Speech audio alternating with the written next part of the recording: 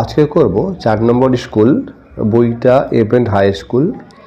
একের গেরুয়া সমুদ্রটি হলো ঘ ডুলং ও সুবর্ণরেখা নদী যেখানে মিশেছে।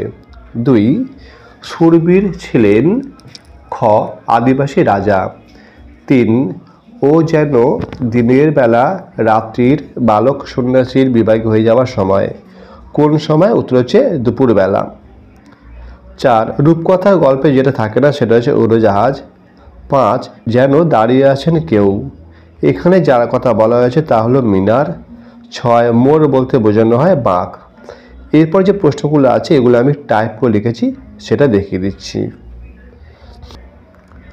2-এর 1 বুনোহাঁস গল্পটি কার লেখা? উত্তর বুনোহাঁস গল্পটি লীলা মজুমদারের লেখা। অথবা কোশ্চেনটা আছে বুনোহাঁসেরা জোয়ানদের তাঁবুতে কি খেত? বুনোহাঁসেরা জোয়ানদের তাঁবুতে তীরের মাছ, ভুট্টা, ফলের কুচি, ভাত প্রভৃতি খেত। এখানে হয় চন্দ্রবিন্দু দেওয়া হয়নি, আমি দিয়ে দিচ্ছি এটাকে, এটা একটু গন্ডগোল হয়েছে বানানটা। এখানে হয় সঙ্গে চন্দ্রবিন্দু আসবে একটা। এই আমার উত্তর হয়ে গেল বুনোহাঁসেরা জোয়ানের তাঁবুতে এগুলো খেত। এবার 2-এর প্রশ্ন বলেছে বাড়ির জন্য ওদের মন কেমন করতো। এখানে কাদের কথা বলা হয়েছে? এখানে লাদাখে কর্মরত জোয়ান সৈনিকদের কথা বলা হয়েছে। অথবা কোশ্চেনে রয়েছে জোয়ানরা কখন দেখে যে হাঁস দুটি উড়ে চলে গেছে?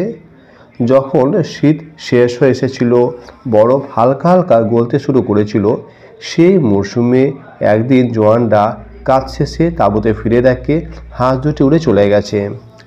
3 ডুলং সুবর্ণরেখা এগুলো কিসের নাম? এগুলো হচ্ছে নদীর নাম। 4 শূন্যস্থান ছিল ড্যাশ ভরা মন ভোলা, এটা হচ্ছে গল্প ভরা। 5 আল মাহমুদ কোন দেশের কবি ছিলেন? আল মাহমুদ ছিলেন বাংলাদেশের কবি।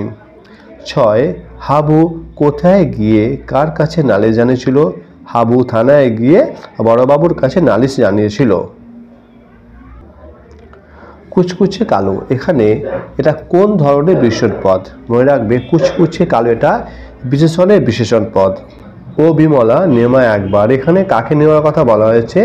এখানে দুরন্ত খোকাকে নেওয়ার কথা বলা হয়েছে। কাব্য হবে জুড়ল কলরব, কারা কলরব জুড়েছিল? উত্তর হচ্ছে ফুল ও পাখিরা কলরব জুড়েছিল। 10 বলেছে সন্ধি বিচ্ছেদ করো, নাথ জামাই, উত্তর হবে নাথ যুক্ত জামাই। 3 নিচের এলোমেলো বর্ণগুলো সাজিয়ে শব্দ তৈরি করো। প্রথম হচ্ছে পক্ষীরাজ, 2 আজগুবি, 3 পোড়া মাটি, 4 আদি পুরুষ। 4 অর্থ লিখতে বলেছে কলরব মানে চিৎকার বা কোলাহল, মিনার হচ্ছে সৌধ, উটকো অপরিচিত, ঝিম ধরা অবসন্ন। তার জন্য এতটাই। এরপরে ভিডিও আমি 5 নম্বর স্কুলটা কমপ্লিট করে দেবো।